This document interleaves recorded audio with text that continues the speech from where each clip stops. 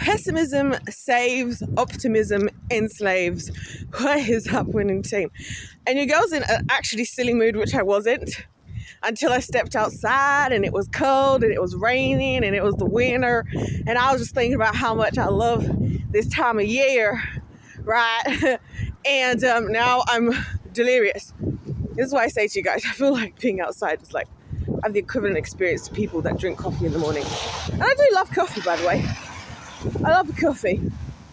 But I just don't need it. Anyway, so yeah, pessimism saves, optimism enslaves. This thought just came into my head as I was like putting my shoes and stuff on to come out and about, right? And I want to unpack this because you guys know I have a problem with optimism and optimistic people. And it's not because I'm saying this, let's make this disclaimer very clear from the outset. I'm not talking about being positive. I'm not talking about being happy. I'm not talking about being a joy, because even the fruits of the spirit, love, joy, peace, patience, kind, you know what I mean? Which is in Galatians 5:22. And believe it or not, I'm a pretty joyous person. You know what I mean? I'm a pretty joyous person and I enjoy just the simple things in life. Like I was having the best time of my life at like 2 a.m, eating a salad that I took extra time to make while watching the Sidemen Among Us videos and just crying of laughter. And that was just the highlight of my evening, of my night. It's like 3 a.m. Anyway, you know what I mean? I'm a very joyous person. So we're not talking about that. I'm talking about optimism in particular, right?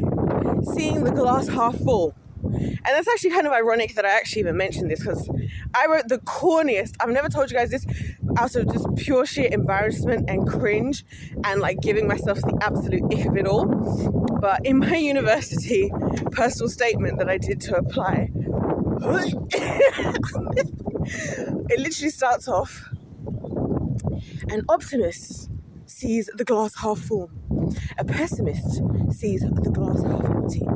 But a chemist sees the glass full, half with liquid and half with air. Please. Corny. And you know the funniest part of that was, I love how my lecturers joked with us, how like they don't ever read those things. So funny. But anyway, optimistic people are problematic, okay? And I'm going to give you a reason why. And that's why I say optimism enslaves. It's all of this, oh, I'm sure that didn't happen. I'm sure they're going to do the right thing. No one would want to hurt this person. No one would want to hurt a child. No one would want to manipulate anyone. No one would want to take advantage of their money, power, and fame they have. No one would do, like, that's what it is. It's that whole thing of course not, right? And I see it a lot with Christians who use it as an avoidant tactic to not have to deal with things. I mean, the world does it at large, but the reason I call out Christians all the time as well, I'd just like to add, is they're the only people I should expect any different from. Because obviously the world is going to be the world, and the world is going to do the evil thing. Because I think that's evil. I think we're so quick to look at evil as like some scary looking predator man with demons you can see in his eyes, right? And stuff like that. That we don't pay enough attention to how evil it also is to turn a blind eye. And I feel like optimism is often used as an excuse to not do anything, or to not have to address uncomfortable things, because you could just be like, oh, I'm sure somebody else will do something. I think people do this a lot in society. I see these things happening all the time, like when I'm out and about, right? Well, I have this thing. You guys know that one of the main reasons I like to be out every day and I go amongst public spaces is because I like to observe what everybody's doing, right? Just observe. And also, that's why I love these days of social media, where it's just everything is being recorded. So I get to see a lot more stuff than I could do just in my single existence as a human being. And one thing I've noticed is a lot of times everyone wants to act like they would be the hero. We're all for the community. We're all for society to move forward, you know. But there'll be so many times I'll see somebody in need, and it could be something very, very small. right? So for example, it could be like, I don't know, an old person struggling to put a coin in a trolley. You know what I mean? And I'll just stand for a minute before I do anything. And I'll watch how many people look and just walk on by while we're watching this poor old person whose eyesight is probably going, trying to put a coin in the trolley, you know, which they're supposed to do because they're older. You know, I've said this before, my mum's an occupational therapist.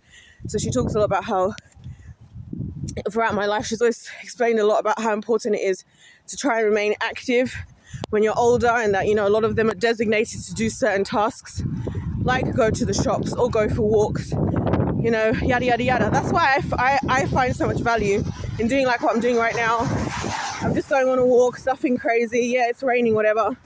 I'm keeping my body alive because I don't want to just stop or deteriorate quicker than it's already going to happen. But anyway, you see people go and they just walk past. Like, you'll see somebody in need and people just walk past, and then society will be like, oh, you know, think of themselves as if like they as if somebody else is like, it's almost like they're expecting somebody else is going to do it. That's basically what I'm trying to say. I feel like the optimism is an excuse to just hope in nothing. Like, and this whole thought track actually started yesterday because I was talking with God about the fact that I no longer want to actually kill myself. We were talking about this yesterday, and I remember, and I was saying to him, like, you know what's crazy is that it's not that I have optimism in tomorrow, it's that I just have faith in God. So like, remove that from the picture. Why else would I be optimistic about anything in any way? Because for anything to get done, somebody has to do it, and that's where the pessimism comes into it. The glass is half empty. If the glass is half empty, the word empty makes me think, okay, the glass needs to be filled. Half full is like, oh, maybe good enough. At least it's half full. You know what I mean? It's like a matter of perspective. And I honestly prefer being a pessimist because I feel like pessimists are doers. I remember this guy even telling me, right? The one that works for the government was telling me that about me. He's like, the thing about you is you're a realist, and the thing about being a realist means you're always going to be a pessimist. You're always going to err towards pessimism. Now, he's a very optimistic person, and bless his heart, it's cute. But again, in his position, doing what he's doing, he's again actually perfect example of what I'm talking about. Because I was thinking, you've got such a high position, you could do so much, and you're just taking this lying down, like everything that's happening in this country, right? And it's the glass half full thing. Like, it's good enough, I'm making a good enough impact. Whereas I'm like, the glass is half empty. Like, we need to fill the freaking damn glass. Do you guys get what I'm saying? So that's why I say pessimism saves, optimism enslaves. Pessimism, right? You know, those humans, they're not going to be able to do it on their own. This is like I'm saying what maybe the angels or God could be talking about in heaven. I'm going to have to go down there. I'm going to have to head down. Honestly, this is literally like my favorite kind of weather almost. It's cold. It's lightly raining. This is amazing. I love it. I love this time of year. And oh my gosh, guys, the Sidemen have released their date for the charity match. It's going to be in March. I'm so excited. It's my favorite day of the year. Sidemen charity match. So I'm so happy. I was so nervous they weren't going to do it this year. So, because then the year's going to tank after that, because it's going to be Easter, and then it's going to be my birthday, and then it's all bad after that, isn't it? Anyway, it's all bad from there. But yeah, oh, I love this weather. I'm going to get to have this weather, and then the Siren charity match, and that's going to be the peak. And then it's just boom, downhill until this time next year. Yeah, like God and the angels in heaven talking about, because imagine if God was like, you know what?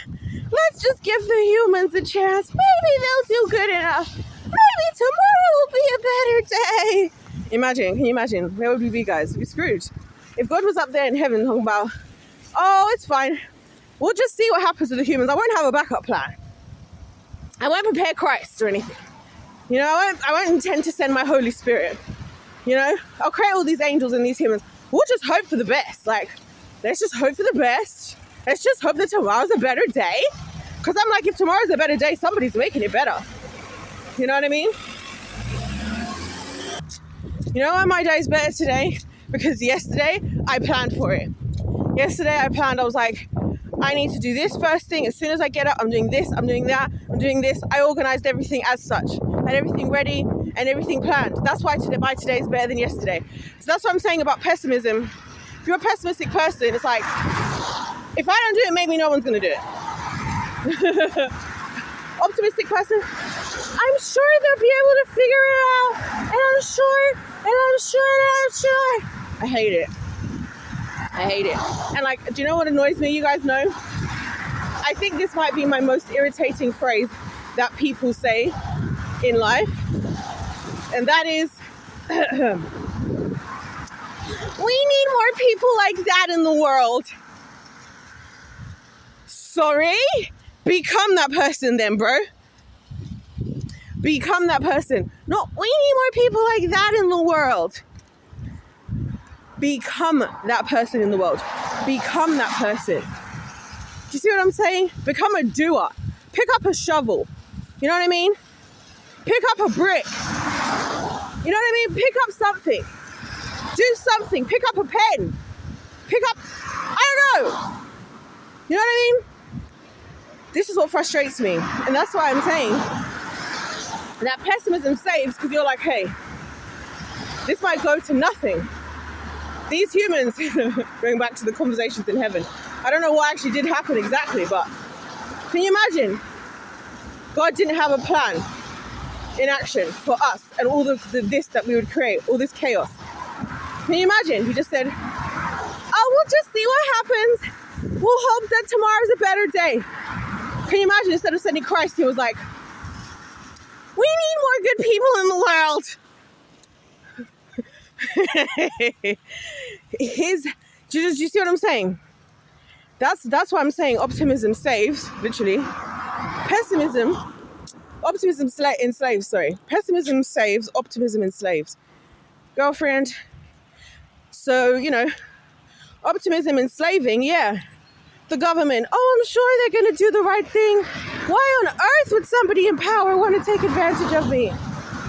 The doctors. I'm sure the doctor's going to do their very best to do absolutely what's right for me and never what's right for their bank accounts or their scientific research. Absolutely. The food industry. Oh, I'm sure they're going to make sure that this food comes from good sources and is healthy for me and doesn't kill me, and all the animals are looked after properly and all the produce is dealt with properly, and they're going to do that and make sure to also charge me fairly. I'm sure they're going to do that. Right. The entertainment industry. Oh, I'm sure they're looking after all of our artists and they're all living such fancy lives. I'm sure that the industry is not taking advantage of them. And I'm sure that the industry is not just forcing me to put my money towards the people that are making them the most money. I'm sure. The church. Oh, I'm sure that these pastors and these preachers, all of them, just because they're wearing a suit, they're standing in front of the pulpit, and they're funny, and they're charismatic, and they're eloquent. Oh my gosh, I'm sure they're a man of God. I'm sure of it. I'm sure that they would never take advantage of their position of power and their trust from the people to do heinous things. I'm sure. Like, this place is brain dead. This place is brain dead. Hey. This place is brain dead. Guys.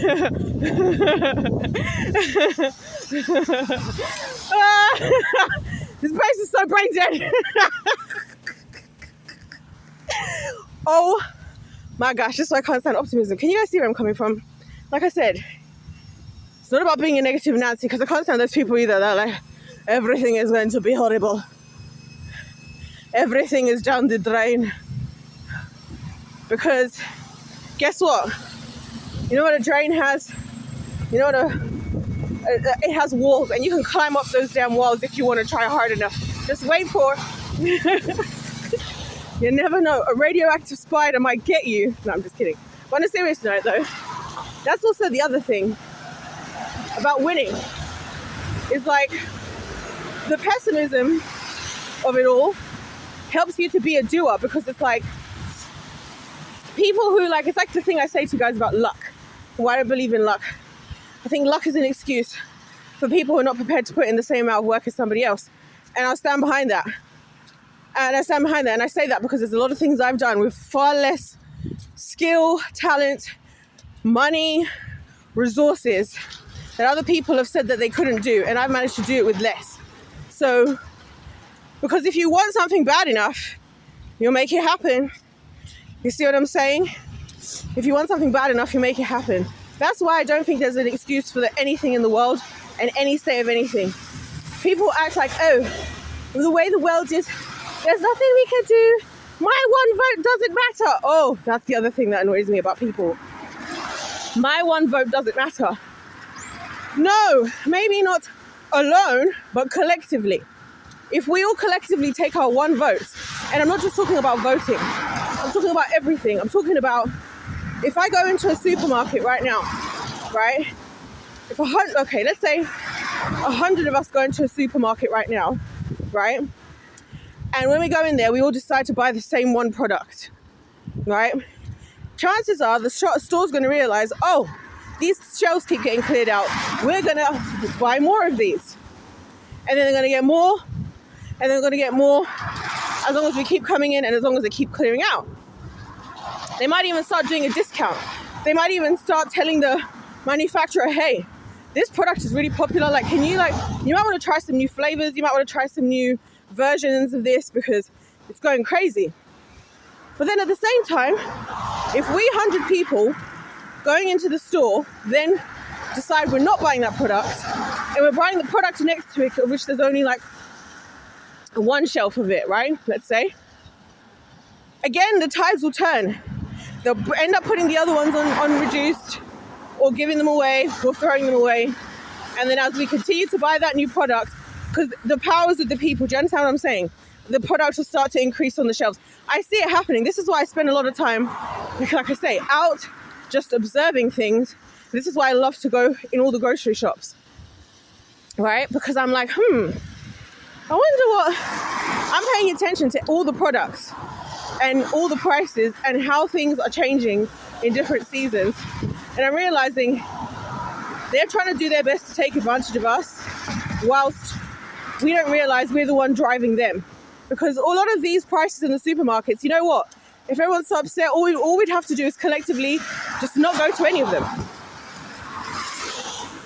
Not go to any of them, and then have somebody just declare somewhere, maybe on social media or something, like, hey, by the way, just to let all the supermarkets know, if you want to know why none of us are showing up, your prices are ridiculous. Until you slash them by at least 30%, none of us will be attending. They'll have to do it. They don't have a choice. That's why I don't believe in this whole one vote thing. Because in order to have 100,000 votes for something, or 100,000 people, or 1 million people, that's 1,000,001 people. 1 times 1,000,000. There's one person 1,000,000 times getting involved. So no, all of this, oh, I just have one vote, I'm just one voice, I'm just one little thing in my community, I'm just one little thing in my own, wherever you are in the world. I don't care if you live in a village with 50 people. Guys, it doesn't take a lot. This is why I'm just like, God, this is a waste of time, me trying to deal with these folks, because they're not really serious on this planet at all. And then we try to hide behind optimism, like, oh, I'm sure that if, because my thing as well was like, I don't see why anyone's paying taxes. I think everyone should stop and say, until you people show us the actual official documentation of exactly how all the money, how much money you get in on tax, and exactly how it's being spent, I want to know. Not just, oh, the government, because they just say vague statements and everyone just goes, yay, okay. They're like, oh, we need more money. We want to change this law, but it's going to mean we're going to have to increase the tax a little bit. And everyone's like, oh, but that's an important law for us to change. Yay! And it's like, show me the numbers. Run me the numbers, bro. Run me the numbers, because I need to see this for myself. Like, because I don't know. You could just be swindling me. Like what they did at the NHS. They were like, oh, everybody's getting, what do they all get? A 1% salary increase. This is around 2020. Meanwhile, the freaking members of parliament, the members of parliament went up, I think it was 30%. Bearing in mind the fact that a lot of their stuff is like subsidized, kind of, if that's the right word. And also, bearing in mind, a lot of them don't even live in their houses. They like live in another house, and they like Airbnb their own house to make more money. I mean, they're all in business. Like I said, this guy I know who's in I can't say what part of the government he's in. But bro has like got properties all over the show. He's got multiple businesses and yada yada yada. And then when I asked him, these are my thoughts on the Department of Education, of which he also worked with as part of his role. He says to me, point blank period, by the way, you're right about everything you said, but nothing's ever going to change. Excuse me? And then just wanted to switch to, anyways, I'm in Morocco for the next 3 days, and this could be us in honeymoon in a year from now. Oh my gosh. I'm not paid enough to be here. This really happened, guys, by the way. Which way should I go? Oh, I screwed myself over with this one. We'll just walk around. Anyways, I'm too hot. I'm too hot.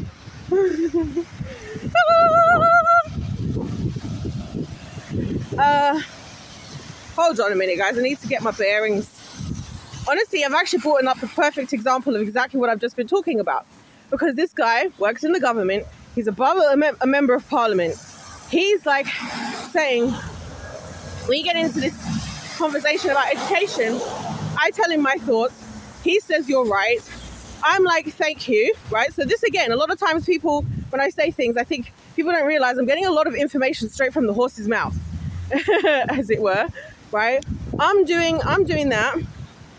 They're doing, he's saying that to me. He's like, yeah, and even if you got a job in here, there's no point because it's not going to change anything because they're not going to change.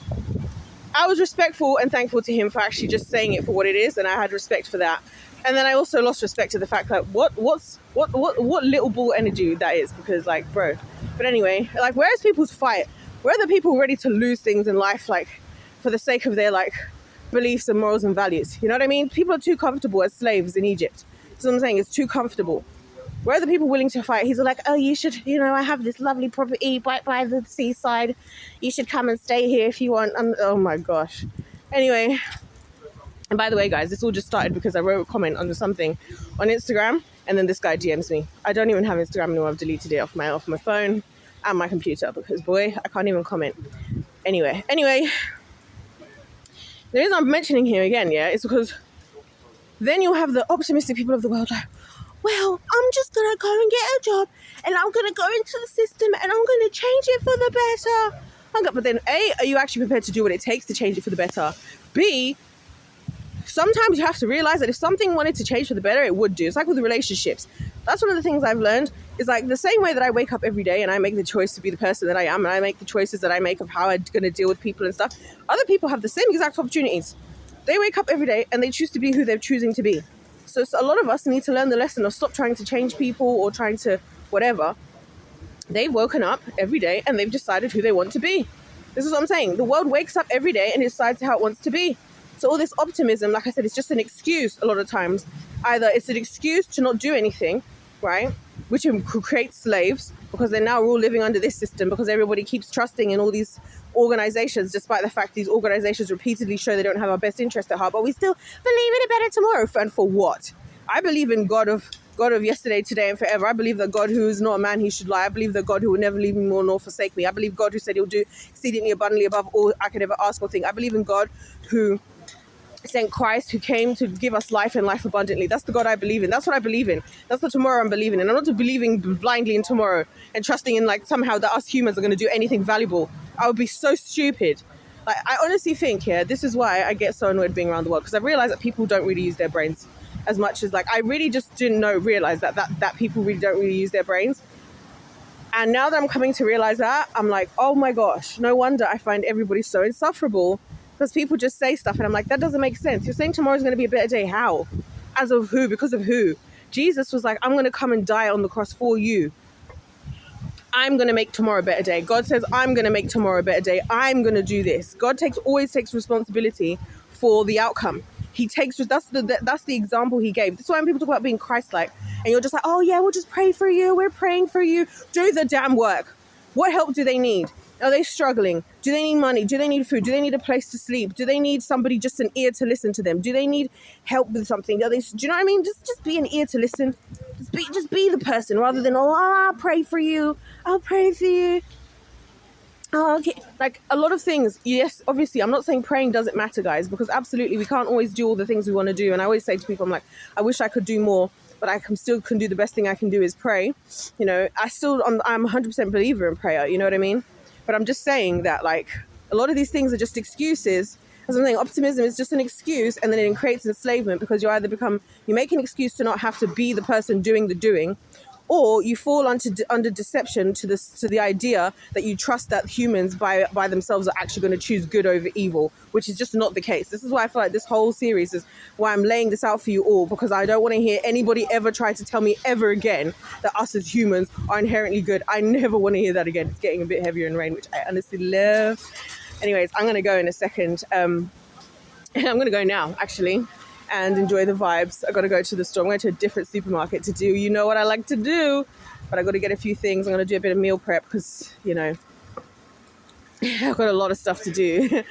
A lot of stuff to do, and I can't afford right now, like I really can't afford to I need to make sure that I'm fueling my body correctly at this exact moment, because I need to be in top form. Anyways, you guys, I'm going to head off. I hope you guys have enjoyed this one. But yeah, this is why I say pessimism saves, optimism enslaves. At least if you're pessimistic, you're more likely to take accountability, responsibility, see things for what they are. And if you're, optimistic, chances are you're either deceived, deluded, right, or willful ignorance. A lot of it is like you purposely want to believe the better reality, because if you pretend in that reality, then you don't have to address the real reality, which I talked about this concept of real reality and not real reality yesterday. So go and check out my video where I say, can we tell that everything around us is staged? Go and check that out for more of a description of that. Which a lot of people do that. I realize a lot of people, it's like how people live their lives, and they're just like, oh, I don't believe in God, I don't believe in anything. But then if you ask them, like, okay, so what's going to happen when you die? They're like, oh, I don't really like to think about that. It's like, but that eventuality can happen at any point. You could die right now. I could die right now. I could die right now from anything happening around me. So that is just cowardice. Face it head first. Face the truth. Grow some bollocks. Grow a backbone. Do you know what I mean? Shut up, boss up, stand up. Like, I don't know how many times I have to say that. Get a grip.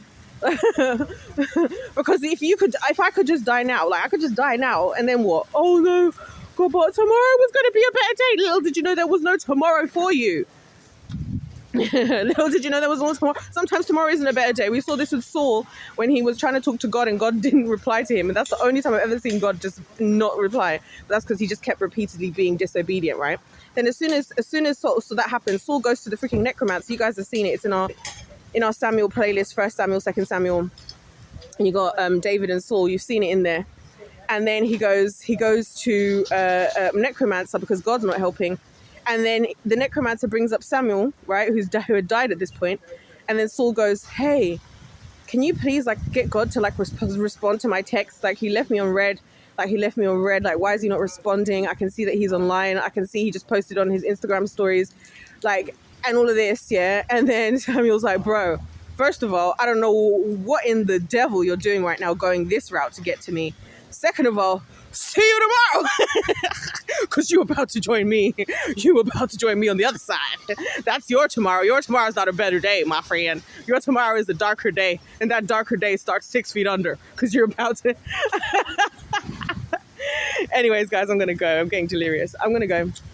I'm going to enjoy the weather. I'm going to enjoy doing my little meal prep. I love a day when I get a little bit extra time to do some meal prep because I love me a meal prep.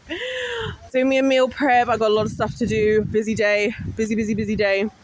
But anyways, you guys, I hope you understand where I'm coming from. I'm just trying to help. I'm just trying to tell you guys what's real and what's actually realistic, because then we can actually deal with the facts and the data and the actual reality and the truth rather than living in a fairy tale. Right? Anyways, guys, if I was going to spend to it, God bless you all. God loves you. I love you. I'll see you in my next one.